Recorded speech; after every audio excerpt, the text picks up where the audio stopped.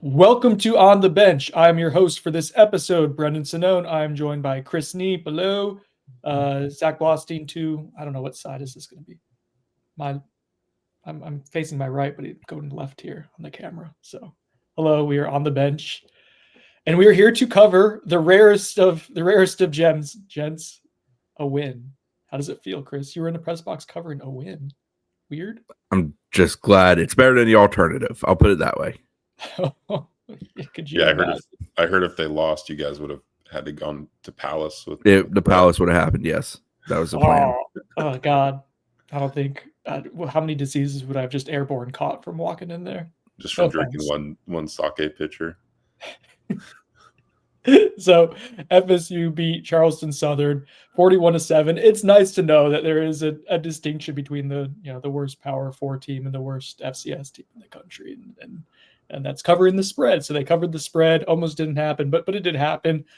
And I don't think there's a ton, guys, to really glean from that. I don't want to make this big think tank of how did the young players perform, and but I do think there's a few things we can get into, and mostly that's the play of Luke Kromenhoek. So we'll get into that, talk about bigger plans at quarterback moving into the offseason, which is approaching very rapidly and mercifully. And then maybe talk a little bit of coaching staff changes still to come, OC buzz that we're hearing, and a few recruiting tidbits as well. Before we get into that, though, a shout out to our sponsors. First off, Chattanooga Whiskey, killing it in the craft distillery game. And with Thanksgiving coming up, I think that's like a really nice, like if you want to bring a bottle or some kind of gift to a family dinner, to whatever, Friendsgiving, $45 or so for the 111 proof, and that's going to like be great in mixers. People who actually enjoy bourbon are going to be able to differentiate that between a cheap bottle and know that that's really good quality. And that's the cool thing about Chattanooga Whiskey, right? Is that they have high quality stuff at reasonable prices, and the 111 proof's a gold standard. And also, if you're starting to do some holiday shopping, go ahead and try to find some of you'll see this here hand selected bottles. Basically, it's their single barrel. This is they're wheated, which I think is probably the best thing that they do. Their wheat blend, but in general, go ahead and if you want to get a bourbon enthusiast a nice bottle, look for some of their single barrel stuff throughout the state of Florida, all throughout the Southeast at this point as well. And then also, if you're looking for a Christmas present for your wife, you can buy her a new house. And who would you suggest they go through there, guys? The Turner Group. The Turner Group. Colin, Amy Turner do an awesome job of just being like legitimately real people in the home buying process. They're able to navigate what can be kind of sticky and treacherous and not always fun, and make it as easy as possible. And because they're easy to talk to, because they understand what you're going through in the home buying process, to help make it they facilitate it at a really high level, and they're well connected throughout the state of Florida. So if you're considering that, if you're thinking that's right for you, the Turner Group's where we'd send you. So let's get into it. FSU 41, Charleston Southern 7. It was dicey there through the first quarter. 0-0 was not what we were expecting, but Chris, congrats to you. I know you took a lot of pride in this. You got to be the closest for your score prediction. So actually, I think me and Dane may have shared that title. We were I think both essentially 7 total points off. But yeah, I mean, watch enough FSU games against those kind of opponents to know that usually it kind of rolls downhill once it gets going. It took a while for it to get going for FSU, as you mentioned, a scoreless first quarter, but it got going in the second quarter, biggest first half of the year, so on and so forth. But again, FCS opponent, and at that a pretty lowly one. My main takeaway, I know the main focus we have, is Luke Kromenhoek. Last week, leading up to the game, it was kind of noticeable in practice that he was probably going to get a nod as a starter with the way they did some things with him in practice, but were unable to really directly say that unless Mike says that beforehand. And, walking in the game, certainly, pregame lent itself to that. And then I know radio put it out there immediately, and we followed immediately after that. With regards to Luke, I thought all in all performed pretty well, seemed to be in command of the offense, comfortable. The O-line can't protect, can't do anything very well right now, so there's a degree of you have to grade on a curve with watching that. I know he's a little, I don't think gun shy is the right word, but he's a little quick to go at times because of that pressure. I'm hesitant to judge someone who's 18 or 19 years old at quarterback who's really only in the third year of truly playing the position at a high level and the first year of doing so at collegiate level with regards to how he stands in the pocket and is willing to throw. Like if you're fourth or fifth year NFL pro, yes, I want to see that. In this case with that O-line, like I'm not in a rush to worry about that. Now, is that an area where I think there has to be growth and improvement if he's a guy you ride with in the coming years? Certainly, without a shadow of a doubt. But it's not one of those things I'm going to sit here and knock him about, especially in his first career start and his fifth career appearance. I thought it was encouraging how quickly he settled in. Well, not how quickly, but once he did settle in, how quickly it got rolling for him. I think he completed it was 8 of 9 passes in a certain stretch there, and that included 3 touchdowns, and I think 4 other first downs. So like it started rolling in a really positive direction for him. And some of the things you mentioned, Chris, like the pocket movement, where his eyes were, we saw like against Notre Dame. That's like the thing you get worried about is bad habits, and quarterbacks a proverbial seeing ghost. That Luke was able to keep his eyes downfield. He was able to move in the pocket. The one throw that didn't count was like an incompletion with the PI. That was ended up calling, so it's not in the stat sheet to Malik Benson, but it's like there was pressure from both the tackle spots, which is an issue and presents itself as an issue for this week against Florida, for sure, that you were struggling against poor FCS defensive ends.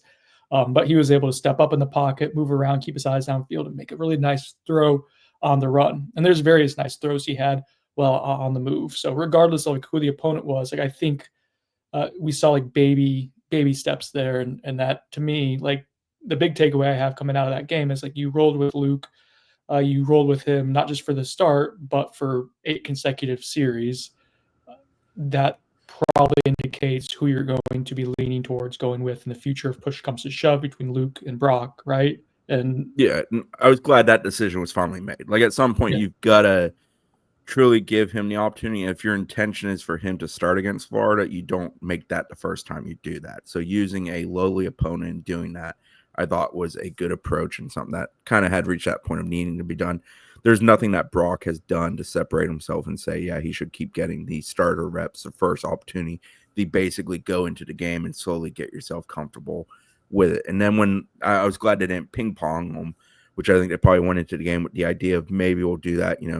I think they wanted to no doubt give Luke 4 to 5 series before doing anything. But I think because he started playing well as they got into that number of series that they stuck with him. And I thought that was a good thing. I think, yeah, it's an indication of definitely where that's trending at this point. Anything you want to add to that, Zach? Yeah, I mean, I think, like you guys said, I think it is that indication of when that portal opens in a few weeks. I think the fair assumption is that one of these 2 guys is going to leave the program to go find, an opportunity that presents itself that has, an easier path to playing time next season. Real quick, Zach, you think a transfer will come? You think it's more likely a transfer? We expect one to happen this offseason. You think it's likely to happen before spring in this upcoming window? I think so. Yeah, I agree with you. I think after this season and just, the decision they made now and then, presumably what they're going to do against Florida, like rolling with the younger guy, like you kind of have to think that's a message that they're kind of investing long-term in Luke. And, obviously they value Brock and they think highly of him.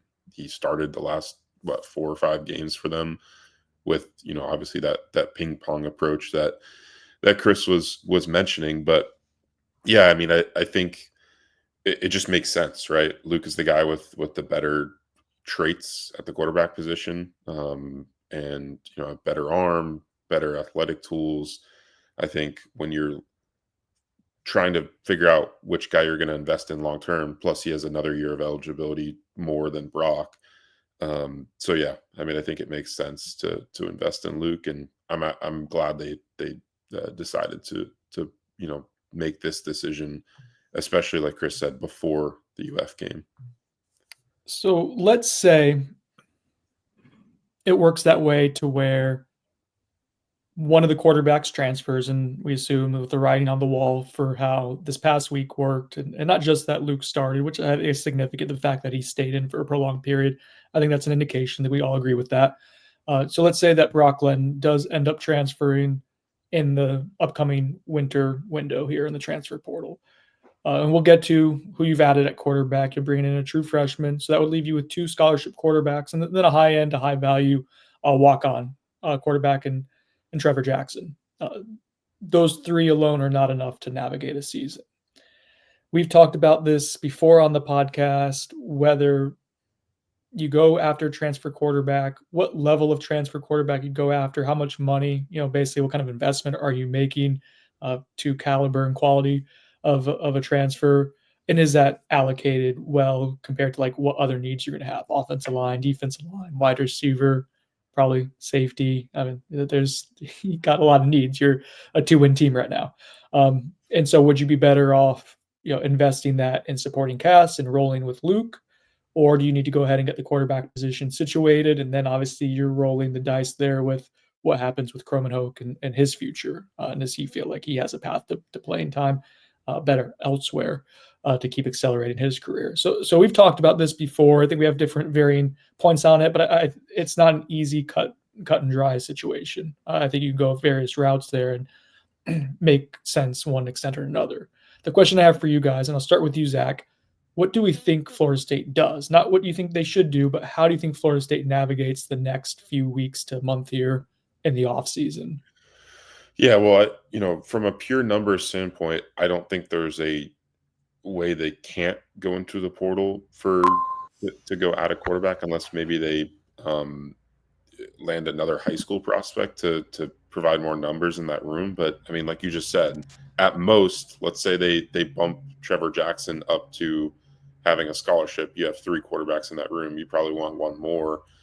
Plus, all those guys are young, right? Your most veteran guy in that room next season, presumably, if Brock Glenn leaves, would be Luke Cromanhoke, who would be a true sophomore. So, like, yeah, you probably, I think they're most likely going to go in the portal and add a quarterback.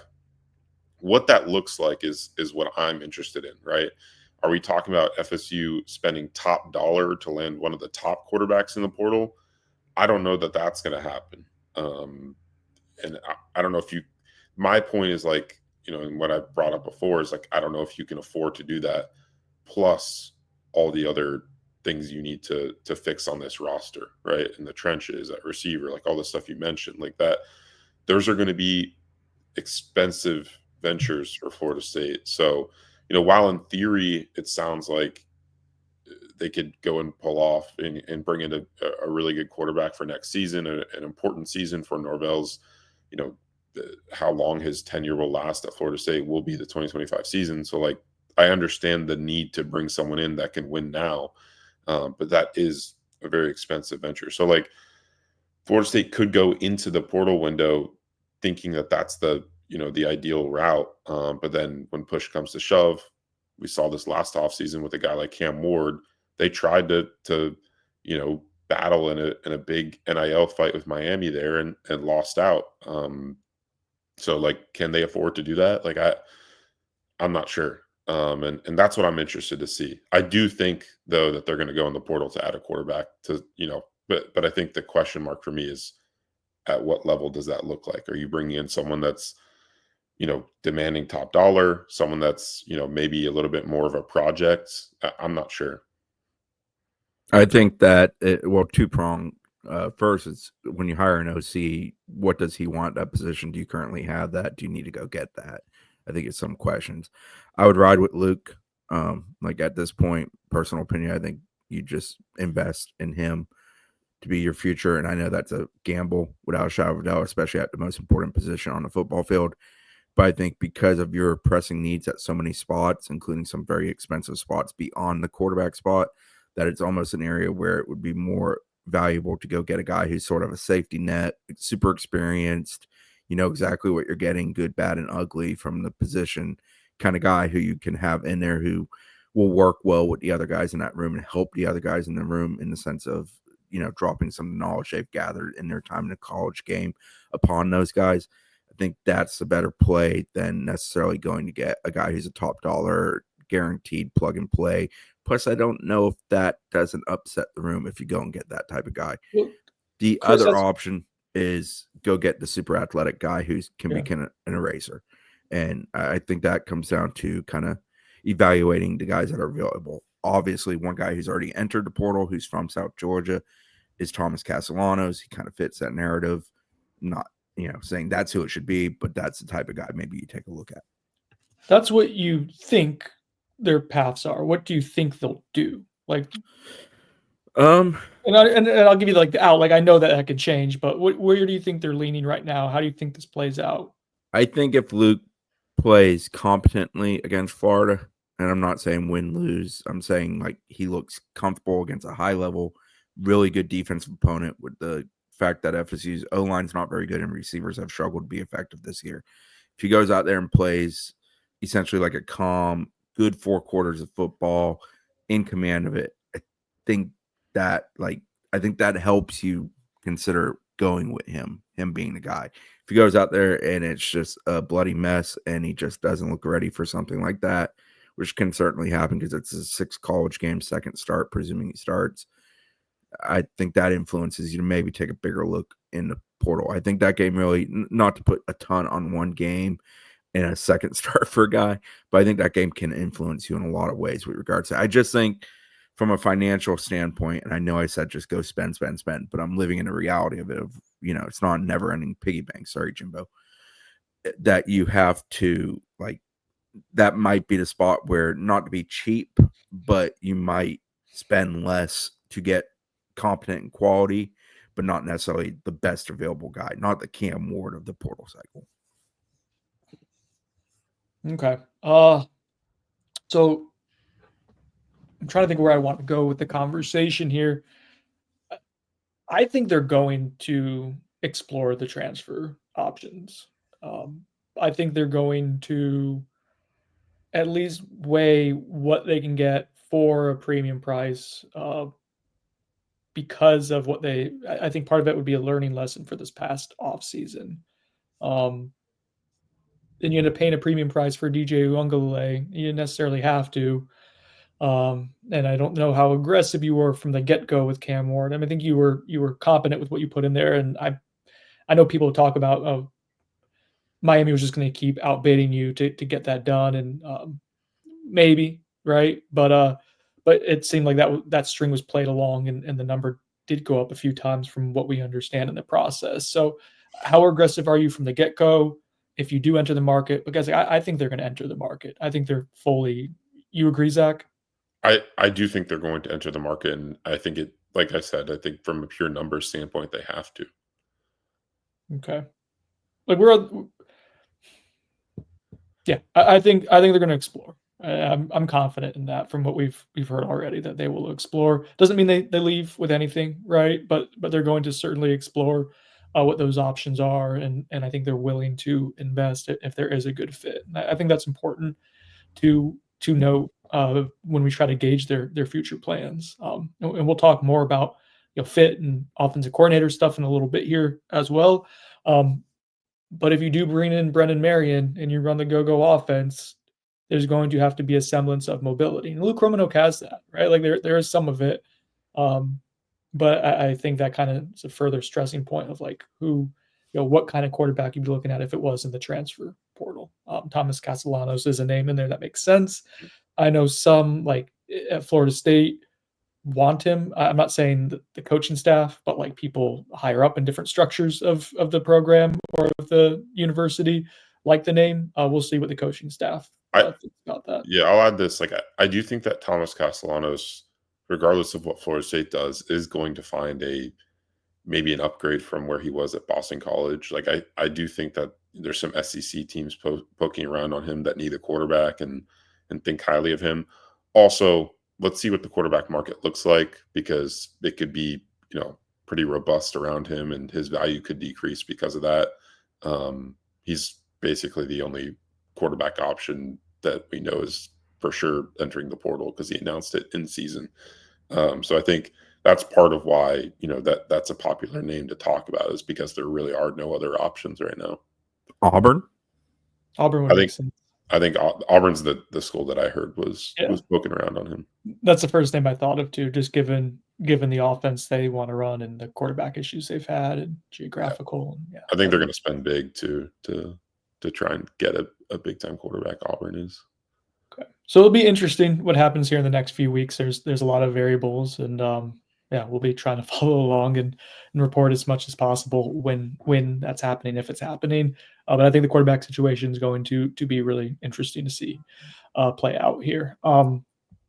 Real quick before I want to get into they got a quarterback recruit, but I want to real quick as we finish up some of the talk that we had on the Charleston Southern game. Again, not a lot to glean. I'll say Kai Danzy's catch was really impressive, and I think that tracks regardless of level of competition. Liked how it was celebrated by a lot of folks on the sideline. Yeah, that was cool too. Like there was like engagement and stuff from other players throughout the game. So the Will Suarez celebration too for what is his first special teams play was awesome, and then obviously he goes makes the second one too.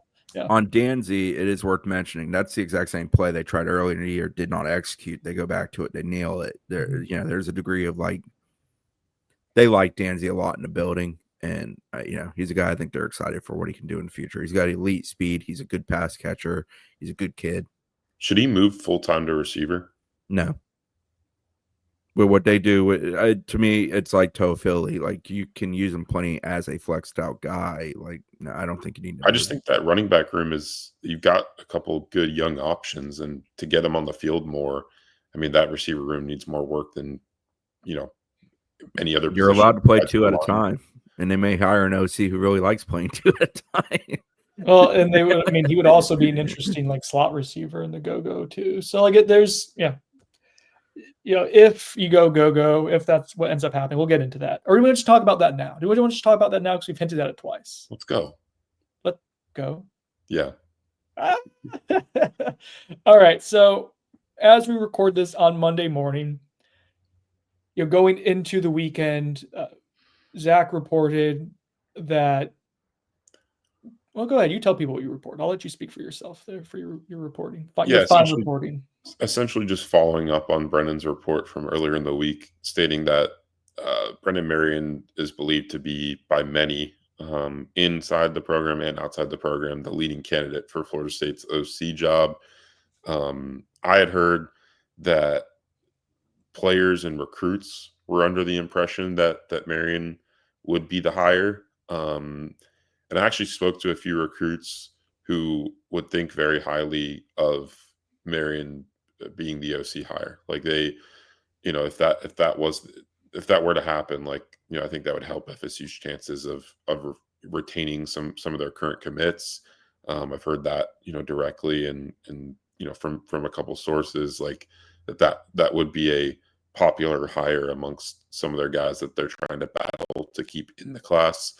So yeah, I was just kind of following up on what Brennan had reported and that we believe that Marion is the leading candidate and that, it sounds like he's going to go through the process of some head coaching job vacancy interviews and, it's really loud outside and seeing, what that looks like. I think Tulsa just opened up. Their head coaching position just opened up, and obviously he's a Tulsa alum. It's where he was, coached under Mike Norvell at his, at Norvell's first stop there. So like, yeah,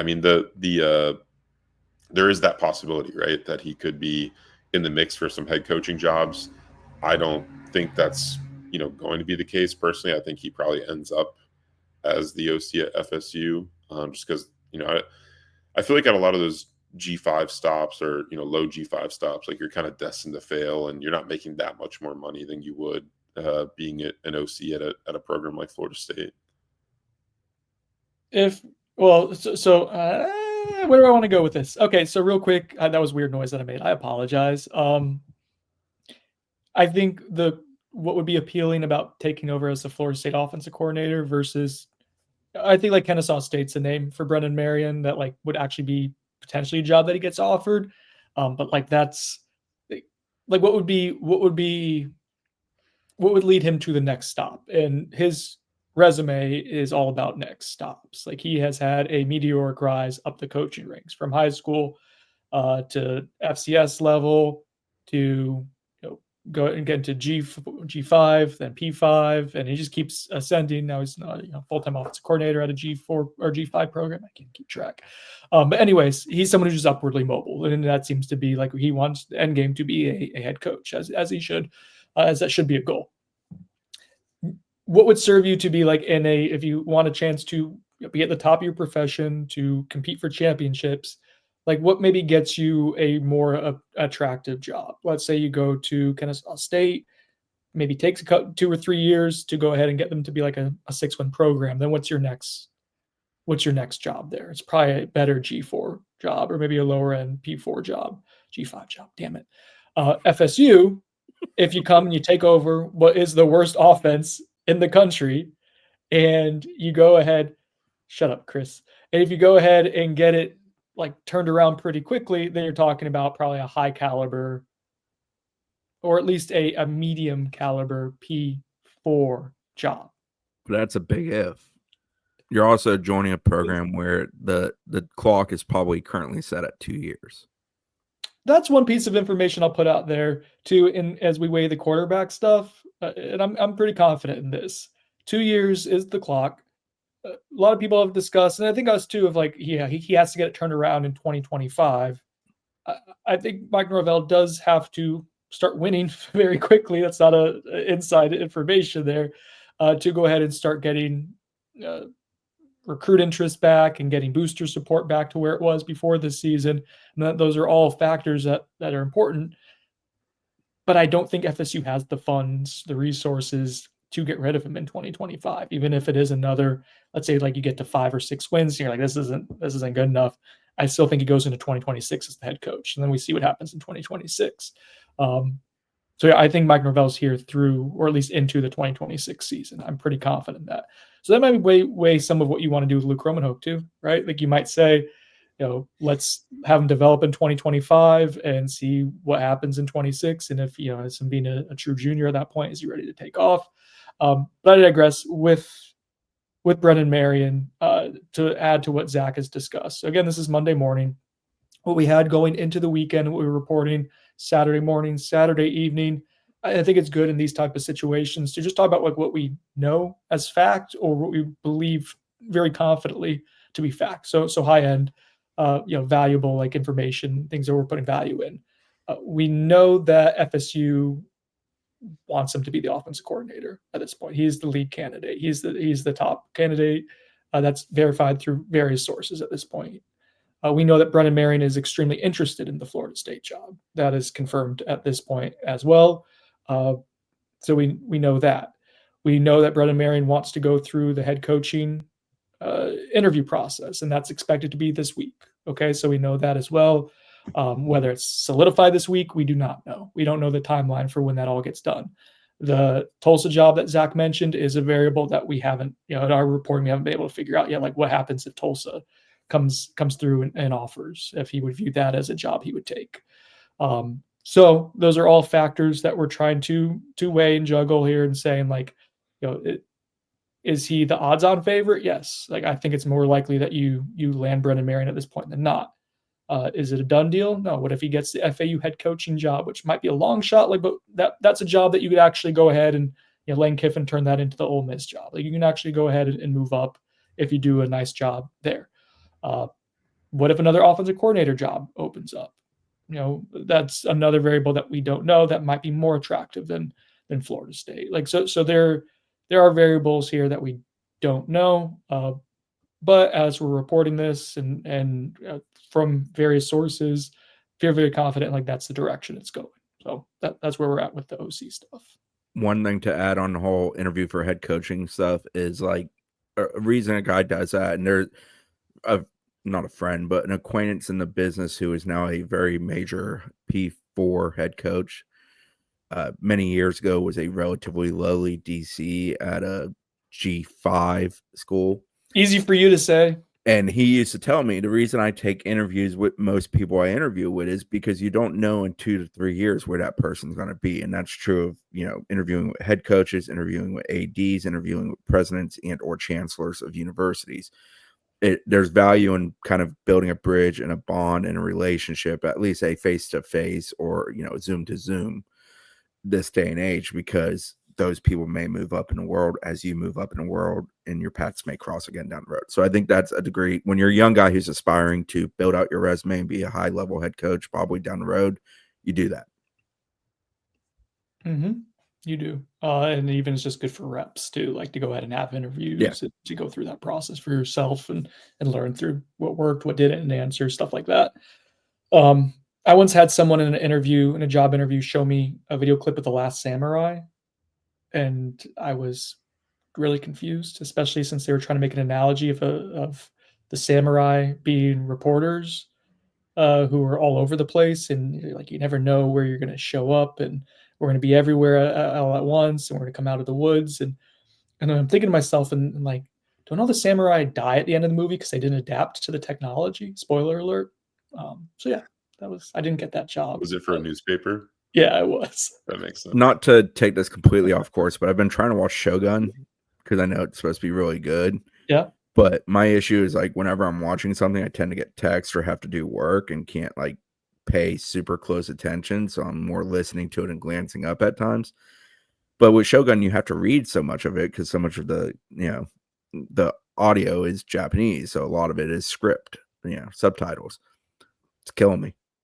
Yeah, I actually have to pay attention to TV. My generation wasn't built for this. And God knows generations after me, right, Zach, are not built for this. So like, hey, I really enjoyed Shogun. I thought it was really I've enjoyed it too. It's just like takes me about 2.5 hours to watch each episode because I have to, what the hell did I just miss? Yeah, I had a tough time like remembering all the characters' names and like who was who and all that. Yeah. But it's a really good show. What's the movie that it's on Netflix with all the Irish people? Help me out here, guys. You don't know. It's with Boondock Saints? Cillian Murphy. No, it's not a movie. Cillian Murphy or Klein Murphy or whatever. What's the Peaky Blinders? Yeah. I can't understand Irish or English accents at all, and so I also need subtitles. And that was a show where I needed that, and the amount of attention and bandwidth I needed to read constantly. Same issue Chris had. I ended up just losing track because I couldn't understand them, so I had to read everything. I understand they're speaking the same language I am, but if there's one thing this podcast has taught us over the last 6 years is my grasp on the English language is not great. So, okay, so this has been all out of order. Any other names from the Charleston Southern game that have stood out? BJ Gibson, free BJ. Like there's some moments there. Yeah, I enjoyed the side-to-side punt return. What did you guys want him to do? There was nowhere to go forward. I just was humored that side. I mean, he's got wiggle. He showed it. No, I mean, I try not to take too much away from that game. I'm glad they were able to unload the bench, just because some of those guys had waited so long. I think 9 guys made their debut. Willie Suarez, who you mentioned, John Daniels got in there at the last play. The one who did not play that I found the most interesting was Elijah Moore. And then after the game, Mike Norvell says the intention is for him to redshirt. He has played in 4 games. He played in FSU's 4 games prior in a row to Charleston Southern. What do we make of that? I think it's as likely that he transfers as he stays. So I don't know. The good old 50-50 response to no, and that's what the people want. But this gives me like whether he played or not too. I don't think it really changed. I guess it probably tilts the scale more to thinking that's a transfer potential and something they agreed to kind of do a favor for him. That seems to be because if this guy was in your plans, you could be like, let's play these next 2 games and get you as many at bats. So, but the whole expectation. So the expectation is that the 5-for-5 rule happens, whether it's this offseason or next, but in the relatively near future, in the lifespan of any freshman currently playing college football term. If that happens, like the red shirt thing to me is meaningless. I don't know. It was weird to me. I can say I saw Elijah yesterday when I was up at the facility waiting for official visits to wrap up. He's still around. That's good. I presume he was arriving because they practice in the evening. And, a lot of guys were arriving at that time for that practice. I presume that's why he was getting there. So, yeah, I don't know how I feel about like there's some dudes who like I would be disappointed if FSU didn't retain LaWayne McCoy. Right. I think like Amari Williams is a true freshman. Like you absolutely. I was gonna say I think the 2 tight ends, that was one of my takeaways from the game. Like those 2 guys are consistent playmakers, and I know FSU views both of them in a very high light. So like I think you need to retain at least one of them, and most likely both of those true freshman tight ends. Like that's got to be one of the most important things that they do this offseason. Elijah Moore to me, like the good is like legitimately freaky good in practice. Like, yeah, like it was nice to see, by the way, like the Mekhi Danzy catch, like he makes those in practice fairly frequently. And it was just nice to see something that we see on Tuesdays and Wednesdays translate over to a game from a skill set perspective. Like we haven't been lying to you. Like that's there, it just hasn't translated over to the game. Mekhi Danzy's still good.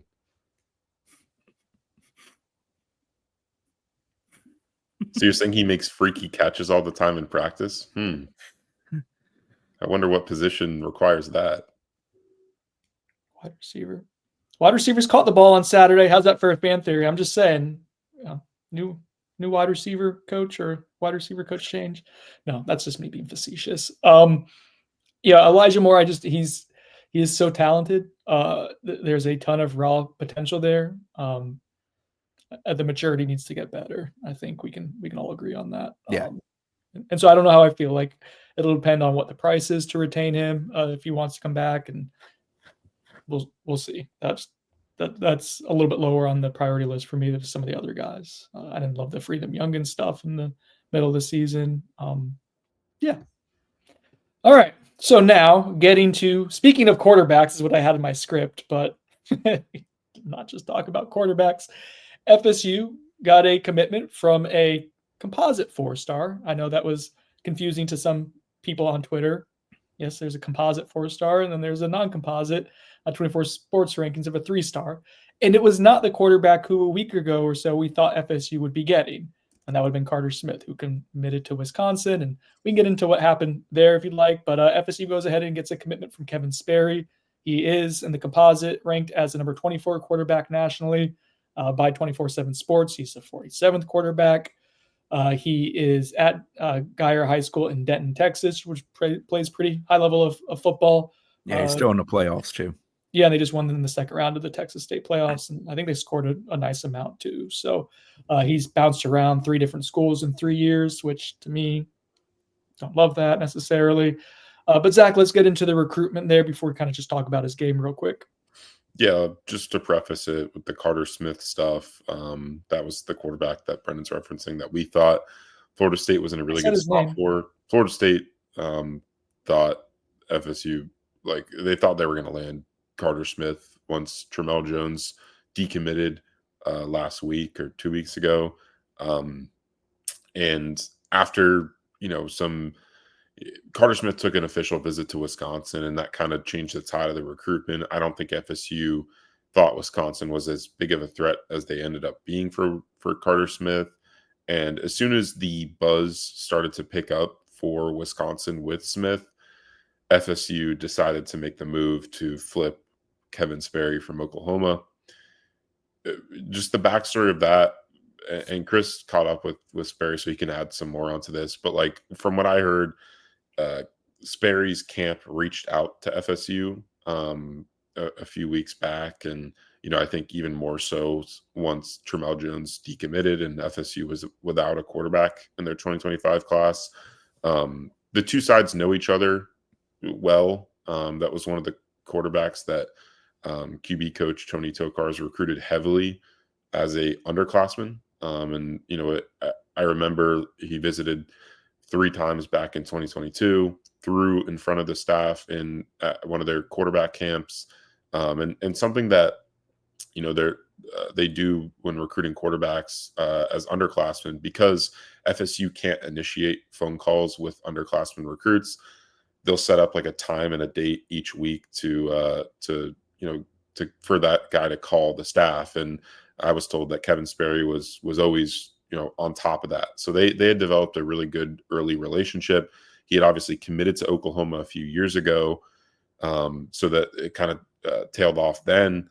But things picked up where they left off, really. And both sides were very familiar with each other once they reconnected. And ultimately, it led to this flip that came in surprise fashion because, honestly, candidly, he was not on our radar, which, it's a good job by FSU, I guess, keeping it quiet to try and, make a little surprise move there. But, yeah, it was an interesting move. Definitely something, like I said, that we did not see coming. But thinking back, it does make sense because that prior relationship, and because FSU largely has the same staff together aside from the recent firings, like that, those relationships withstood the test of time, and that's ultimately why they were able to get that done. So to add a little more depth to what Zach just brought up, Chris Thompson was doing his rounds in Texas, saw Sperry as a young player, liked him, essentially passed the name along to Tony Tokarz. He comes here, Kevin Sperry comes here in June of 2022, throws at FSU's quarterback camp. Very good that day, got offered that day, comes back for the Florida game, swings through in December of that year on the way to Tampa on a family trip. Tony goes to see him in January of 23. March or April, I can't remember exactly which month, but in that ballpark, commits to OU. He tells me when I spoke to him last evening that FSU was essentially the runner-up when he committed to OU. He's always liked Tokarz. He's always liked Norvell. He likes the FSU system, basically RPO with shots, plays to athleticism, but also uses your arm. He feels like that fits him, and that is kind of the description of what he is. He's a good athlete, capable with his legs. I think he was recently clocked just over 21 miles per hour running the ball. He runs pretty well for Geyer. He can also throw it. He's able to push it downfield. They like that about him. He reached out to FSU roughly a month ago. At one point, he said a month, then he said 3 weeks. FSU and him really increased talking right around the time Trammell decommitted. I think it probably was a few days prior to Trammell going public with his decommitment, which was 2 Thursdays ago. So roughly 2.5 weeks at this point. Things really pick up, obviously, when Trammell departs the class. Carter Smith's in play. That goes the direction it goes. FSU and Sperry come together, and ultimately he ends up at FSU. I won't lie, when the commitment happened and everything starts going down with it, I just kind of chuckled of like, oh, I remember him. But I hadn't talked to him literally since January of 2023. Caught up with him last evening. He's pretty straightforward. I asked him if he thought Tokarz would be retained here because he said Tokarz was a big part of his relationship. He said he believed he would be. He again reiterated that he and his family like Mike Norvell and Tony Tokarz quite a bit. They like the offense. He will be here this weekend for an unofficial visit because he has a playoff game on Saturday afternoon. So he's going to try to get in, probably see the tail end of the Florida game, and then spend Sunday with the staff. Come back in December after he signs for his official visit, enroll in January. That's the plan. As far as him versus Trammell versus Carter, I don't find there to be a drastic difference in my overall thoughts of what they're capable of the three. I think the three are all different, but I think it's sort of like all three have something they're really good at and then have other pieces of their game that have to be refined or grow or whatever. Trammell, I think, is a very groomed passer, for example. Carter Smith's a very high-level athlete, probably the most athletic of the three, probably the least throwing, consistent, groomed passer of the three. And I think that Kevin Sperry falls in the middle of that, of not being as groomed of a passer as someone like Trammell, but a good passer and a good athlete, but probably not as good of an athlete as Carter Smith. I'm not I don't think any of the three are a sure thing for FSU. I don't think any of the three are bad takes for FSU. I guess is the best way I can sum up my thoughts on those three quarterbacks and what's played out here over the last 3 to 4 weeks. Never really felt like a quarterback in this class was going to be your starting quarterback long term. You take a guy with the potential to become a good quarterback in this class, but based on what they did to this point in time, that's where they were at when they had to scramble here at the end to a degree. But yeah, Sperry coming about is just kind of it's one of those examples of don't mess up a relationship just because the kid chooses somewhere else, because you never know if it might circle back in your direction. I also think it points to, this is someone who needed to find a home if he was going to be leaving Oklahoma's class and reach out to Florida State. I think it shows it's an indication of what might be coming if Carter Smith was the guy you wanted and you weren't able to beat out Wisconsin for him. I think generally when we're caught off guard or surprised by things, it means something hasn't gone according to plan. Not always, but I think that generally is what that means. And this is going to be kind of portend to what might be kind of a really Wild Westy type of offseason for Florida State because of the coaching changes you're having, because of the position of leverage you're coming from, which isn't a ton. I think there's going to be a lot of stuff to where maybe you feel like you're in position for someone, and then that changes real quick and you have to be adaptable. So it's going to feel kind of like almost like a transition class type of type of deal with names that are just kind of popping out of nowhere. That's my thought. I think this is a sign of things to come. Let's see. Oh, so there was some other recruits on campus. Oh, real quick, Chris, is that weird to you that there's someone taking an official visit after they sign? Have we heard of that? Not before? entirely. It's for him. It's just it's a matter of logistics. Yeah.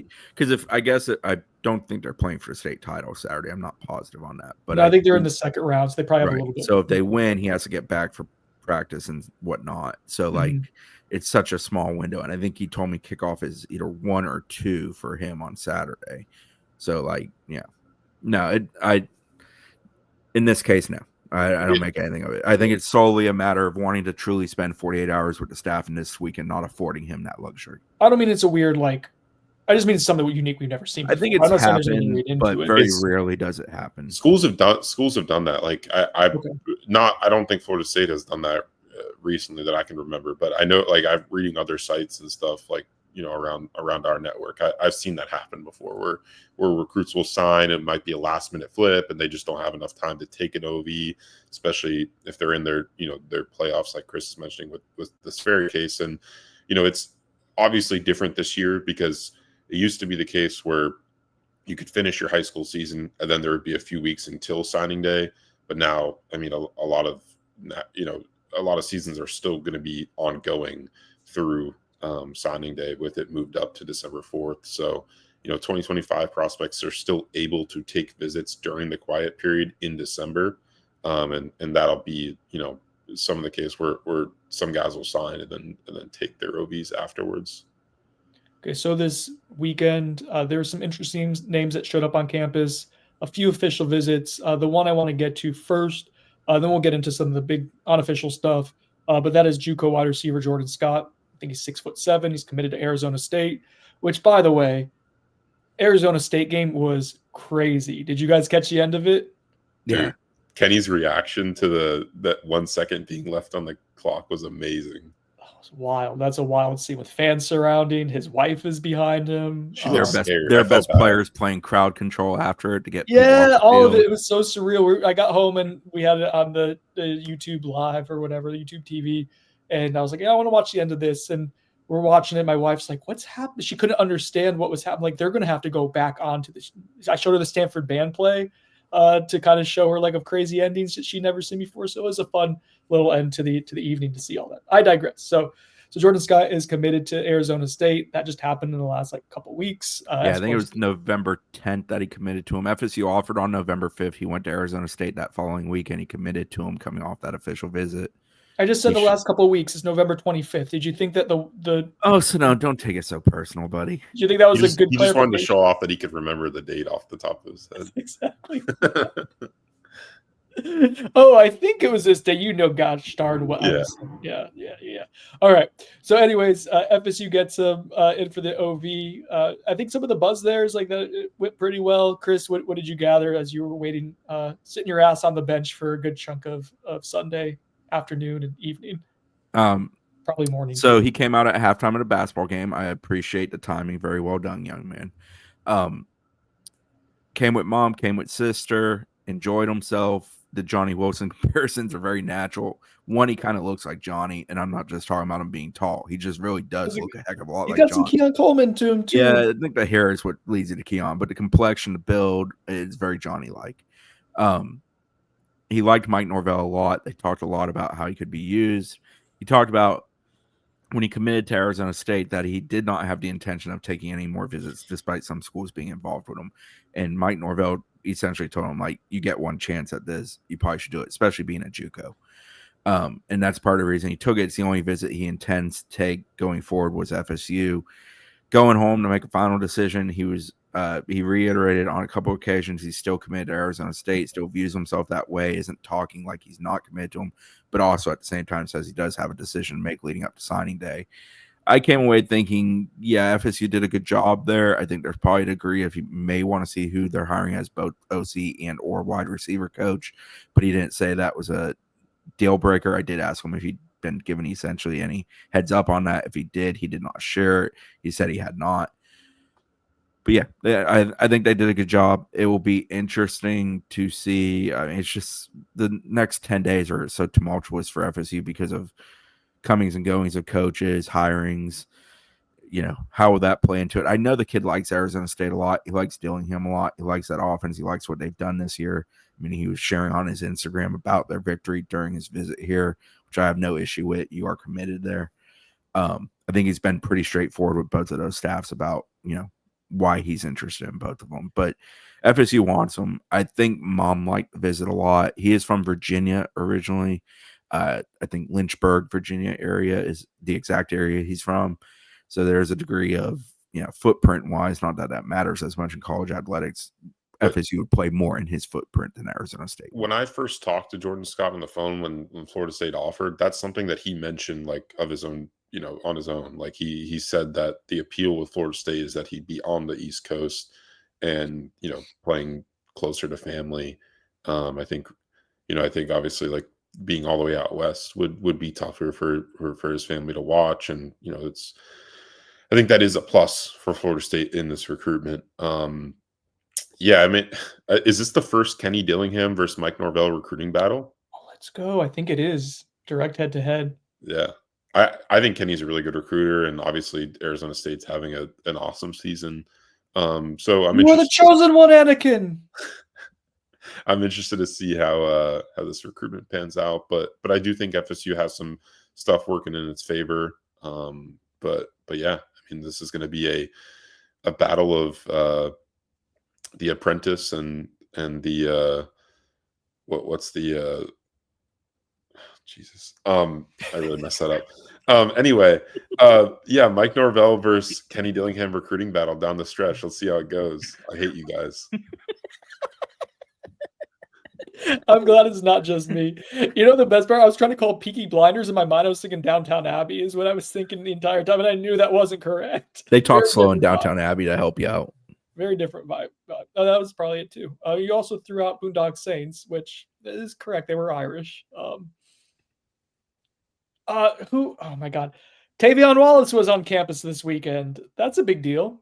Yeah, I enjoyed when he rolled by on the golf cart, and I was like, so I took the picture and sent to Zach a coat. Is that Tavion? And he's like, yeah. I'm like, okay. Yeah, he came with Dad. He was here. Some quick observations. Rolled in with D-Ray on the cart. Goes over to Legacy Walk. He's hanging out. I thought it was cool. Juice Cryer, who's waiting for the team to arrive because he's injured and, using the rolly cart. So he's waiting up near Doug, like against the bricks. And he comes over and talks to Tavion for a minute. Ernie Sims was attached to Tavion and his father at the time. I believe I saw Mike stop and talk to both him and Jordan Scott as he goes by the recruits, because the recruits are at the very end of the Legacy Walk as they're going in the stadium. And then also saw Randy Shannon, I believe, exchange hellos with both Tavion and throw a wave at his father as he's heading in. I think, Zach, correct me if I'm wrong, I think you mentioned, and you may have said it publicly like 3-4 weeks ago, that he was working on trying to get back here. So it wasn't completely a surprise that he got back here. It was more a matter of would it be this past weekend or this upcoming weekend if he was going to truly make it back. He has been, if I recall correctly, Florida, Georgia a couple times during this season. So he's not been completely ironclad locked down to Arkansas in the sense of not going other places. I'm interested how that plays out. He's clearly the guy that FSU values and wants at that position and always has. So you're telling me his visit wasn't all because FSU's getting Brad White as their defensive coordinator? If you don't know, Brad White recruited his older brother to Kentucky, who's obviously Kentucky's DC right now. It's not Kevin Sperry to come here before even coming here. So. Yeah, big deal. Good on those guys helping Florida State out before they. Kevin Johns kind of looks like your dad, by the way. I think Kevin Jeff Johns. He's more Voldemort-esque. Good luck building that relationship when he gets hired, Zach.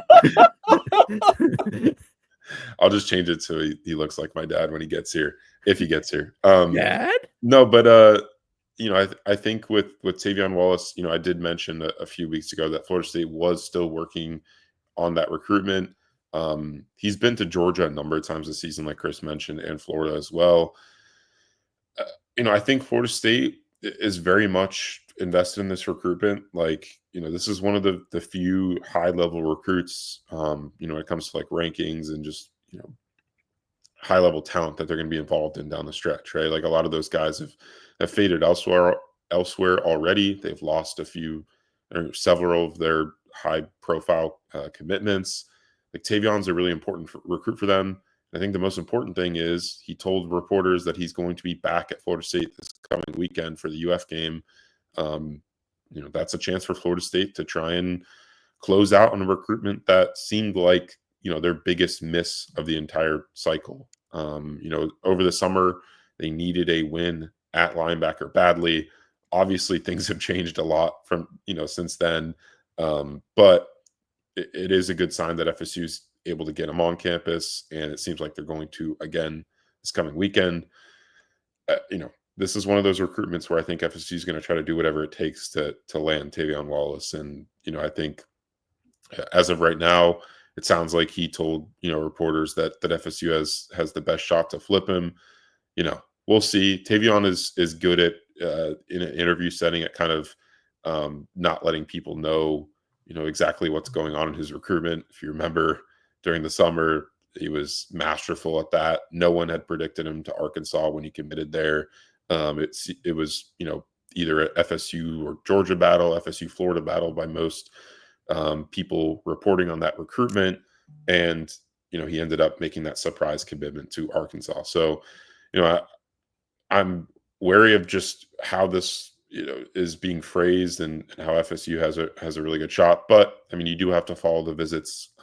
2 straight visits on the 2 final weekends of the cycle would be a big deal. And it does show that he is legitimately interested in Florida State. So I mean, that if they could somehow win that recruitment, that would be a big deal. I mean, he could probably start for you next year.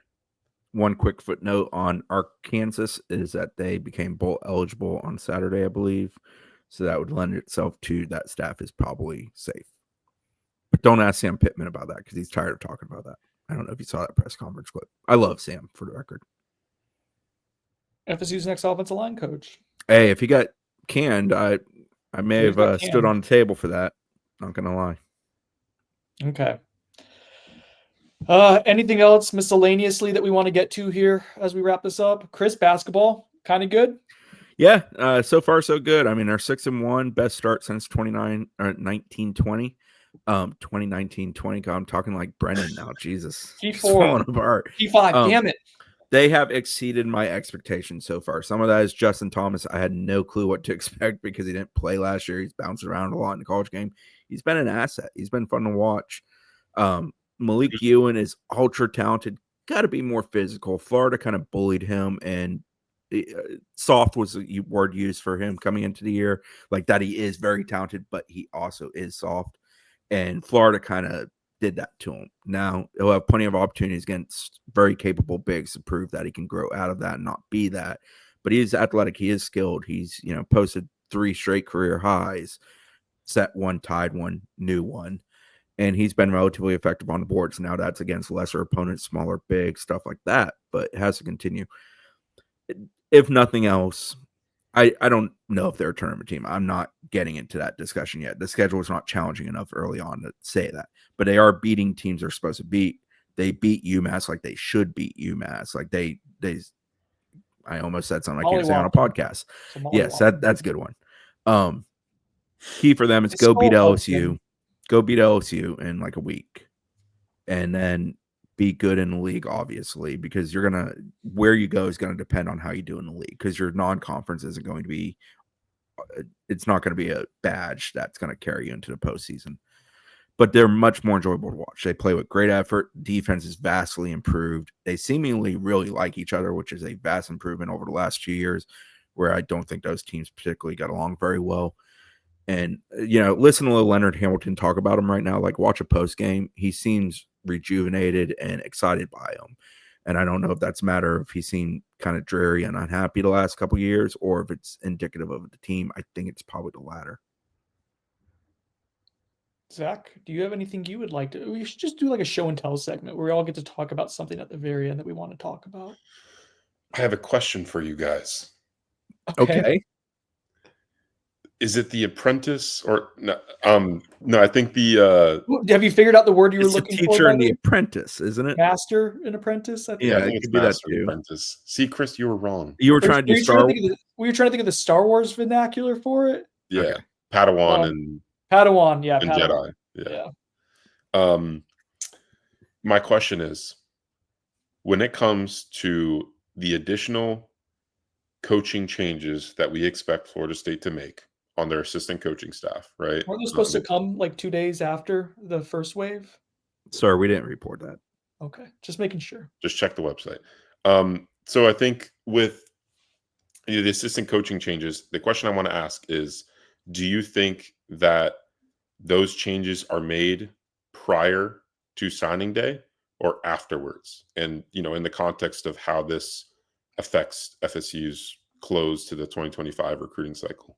So remember when Brendan gave that 50-50 answer earlier? I'm going to basically do that now. That's not fair. Pick a side. Pick Stop a side, riding the fence. There's a real possibility that you wake up Sunday and like they know the direction they're going. The other possibility is you wait to hire coordinators and then allow them to have input on what their sides of the ball should look like. The whole hierarchy triangle of Mike's on top, then coordinators under him, and then everything follows underneath. I don't know. I mean, we're 9 days out at this point from signing day, right? Yeah, 9 days from today. I don't know. I'm not convinced. It's 9 days. Yeah, I'm not here. I knew the days. Come on now, people. I don't know. I'm interested. There's a part of me. I don't know. Doesn't it come? Okay, let me help. I'm sorry. There's a degree of like, I think you should do it if you're going to do it. Yeah. But like, there's also a degree of, I'm not convinced that's what FSU does.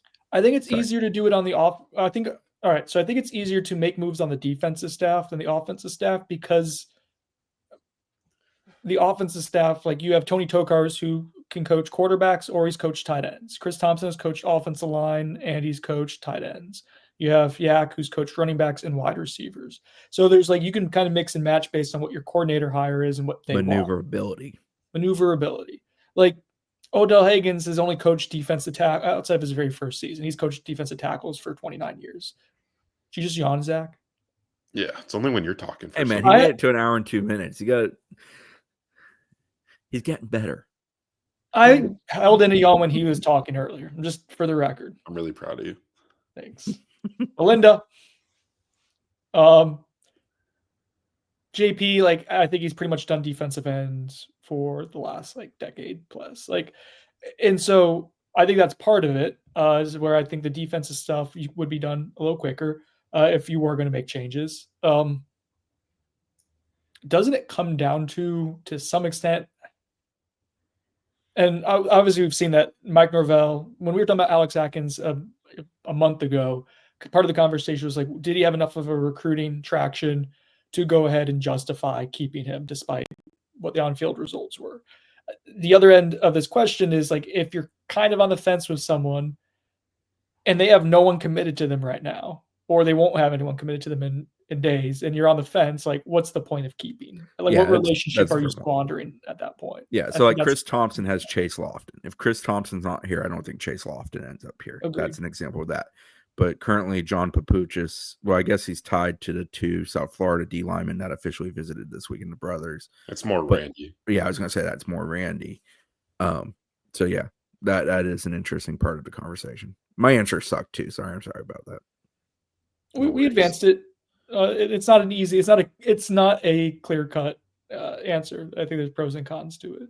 Yeah, I think real quick, Tad. I think some of the reason why the coaching dismissals that happened when they happened, and there weren't more immediately after that. So you got to have people to actually coach for the last few games you play, and you can only move so many people up or move so many pieces around the table to currently coach. Yeah, I do.